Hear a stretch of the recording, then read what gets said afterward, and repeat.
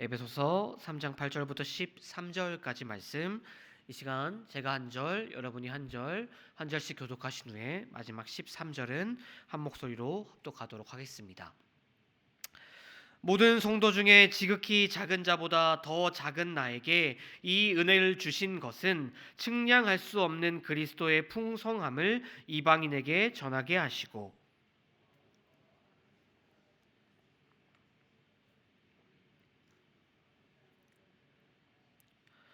이는 이제 교회로 말미암아 하늘에 있는 통치자들과 권세자들에게 하나님의 각종 지혜를 알게 하려 하심이니,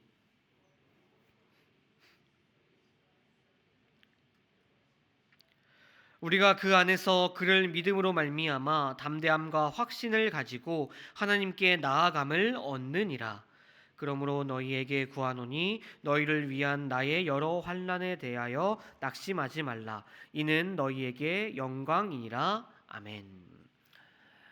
우리가 함께 묵상하고 있는 이 에베소서는 총 6장으로 된 이 짧은 분량의 성경 말씀입니다. 그렇지만 이 에베소서는 성경의 핵심 내용인 이 구원에 관해서 그 어떤 성경보다 풍부하게 자세하게 설명하고 있습니다. 그래서 신학자들은요, 이 에베소서를 향하여 바울 신학의 왕관이다라고 부를 정도로 이 에베소서는 신학적으로 정말 중요한 내용이 담겨 있다라고 말할 수 있는 책입니다. 그런데 이처럼 중요하고도 핵심적인 내용이 이 에베소서에 있다 보니 이 에베소서는 분량은 작지만 읽는 난이도는 정말 상당한 책입니다. 정말 역설적이게도 이 에베소서는 읽으면 읽을수록 조금 어렵고 이해하기가 어렵지요. 그런데 그래서 바울은요, 아마도 이 에베소서가 이토록 어려운 것을 알고 있었기 때문에 에베소서를 읽을 성도들의 이해를 돕기 위하여 중간 부분인 3장에 한 가지 이야기를 삽입해 놓았습니다. 바로 바울 자신의 이야기를 말입니다.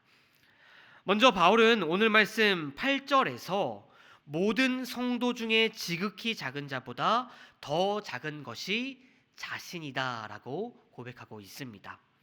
여러분, 이러한 표현은요, 신약 성경 전체 중에서 오직 오늘 말씀에서만, 에베소서 3장 8절에서만 찾아볼 수 있는 극도의 겸손함을 보여주는 표현입니다. 그런데 이는 바울이 자신의 겸손을 드러내기 위해서 누군가에게 자신의 겸손함을 보여주고 또 자랑하기 위해서 그러했던 것이 아니라, 우리가 바울이 남긴 기록에서 볼 수 있듯이 바울은 실제로 자신을 그렇게 여겨왔습니다. 우리가 잘 아는 것처럼 이 사도 바울은 본래 예수님을 믿는 사람들을 핍박하고 잡아다 죽이던 일을 하던 사람이었죠. 그런데 그런 바울에게 다메섹 도상에서 예수님께서 친히 찾아오셨습니다. 그리고 그에게 구원의 은혜를 베풀어 주셨죠. 그리고 그것으로 끝나는 것이 아니라 바울이 받은 은혜를 전하는 사람으로서, 이방인의 사도로서 그를 세워 주셨습니다.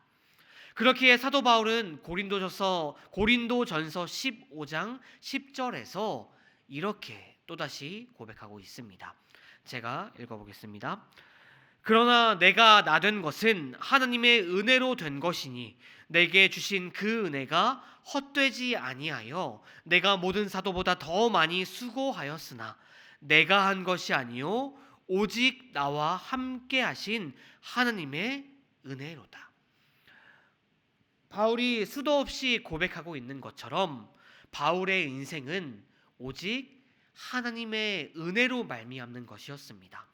어느 하나도 은혜가 아닌 것이 실제로 없었던 것이지요. 그렇다면 성도 여러분, 그렇다면 우리는 어떻습니까? 우리는 최소한 바울처럼 성도들을 핍박하지는 않았으니 우리는 꽤 괜찮은 존재 아닙니까? 우리가 바울보다는 더 나은 존재 아닙니까? 그런데 여러분, 정말 안타깝게도 우리는 내가 죄인 중에 괴수라고 고백했던 바울처럼 부족하고 연약하여 그 어떤 선한 가능성을 찾을 수가 없고 구원을 얻을 만한 조건을 찾을 수 없는 존재입니다. 그런데도 하나님께서는 우리를 사랑하시고 우리도 바울처럼 우리에게도 십자가의 구원을 선물로 우리에게 주셨습니다. 성도 여러분, 바로 이것이 우리에게 베풀어 주신 풍성한 은혜인 것입니다. 바로 없기는 우리가 얼마나 부족하고 연약한 존재인지를 분명하게 알고 우리에게 베풀어 주신 주님의 은혜가 얼마나 크고 놀라운 것인지 분명히 아는 저와 여러분들이 되기를 바랍니다. 그리하여 우리에게 베풀어 주신 풍성한 은혜, 그리고 우리에게 베풀어 주실 주님의 풍성한 은혜를 기억하고 감사함으로 주님께 나아가는 저와 여러분들이 다 되시기를 소망합니다. 이처럼 바울은 3장에서 바울 자신의 이야기를 통해 구원의 은혜가 얼마나 놀라운지를 우리에게 설명하고 있습니다. 그런데 본장은 여기에서 멈추지 않죠. 그는 우리를 하나님께서 불러주시고 주님의 백성이자 또 교회로 불러주신 것에는 분명한 이유가 있음을 우리에게 말하고 있습니다. 이어지는 10절 말씀입니다. 이는 이제 교회로 말미암아 하늘에 있는 통치자들과 권세자들에게 하나님의 각종 지혜를 알게 하려 하심이니.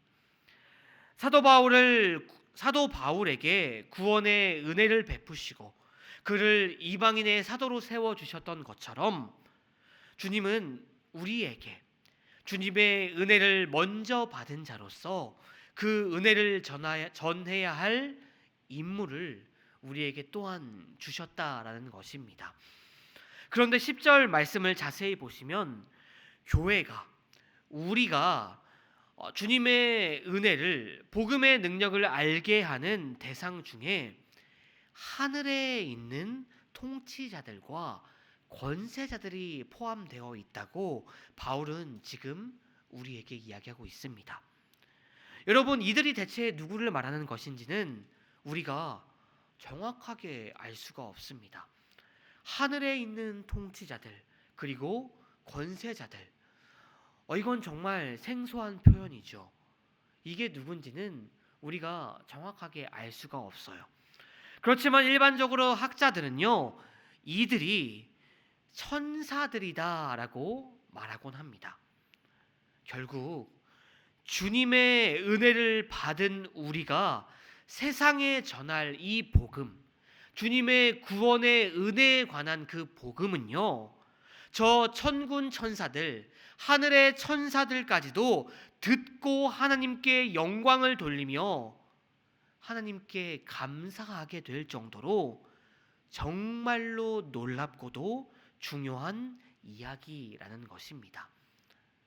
우리가 전해야 할 복음이, 우리가 누리고 우리가 하나님께로 선물 받은 그 구원의 복음이 하나님을 섬기는 천사들도 정말 놀라고 기뻐 감사할 정도의 놀랍고도 놀라운 은혜라고 오늘 사도 바울은 우리에게 말하고 있습니다. 성도 여러분, 하나님께서는 죄인 중에 괴수인 바울에게 구원의 은혜를 베풀어 주셨고 그를 복음의 일꾼으로 세워주셨습니다. 그리고 그 은혜는 우리에게도 지금 동일하게 주어졌습니다.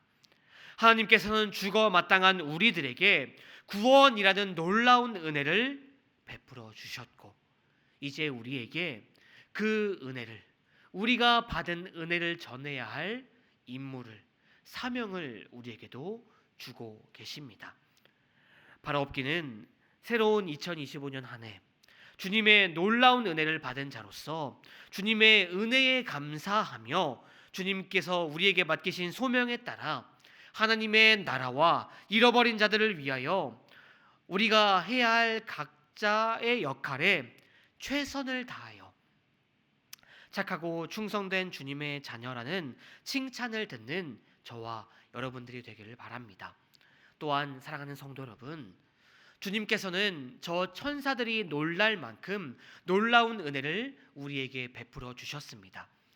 그러할진대 주님께서 우리에게 다른 은혜를 어찌 주시지 않으시겠습니까? 바라옵기는 주님께서 우리에게 놀라운 은혜를 베풀어 주셨음을 기억하고 우리가 힘들고 지치고 어려운 상황 속에서 오직 주님만 의지하고 주님께 은혜를 구하고 주님께 모든 것을 맡기고 나아가 주님께서 주시는 그 놀라운 은혜, 더 큰 은혜를 누리는 이 2025년 한 해가 되시기를 주님의 이름으로 축원드립니다. 아멘. 기도하시겠습니다.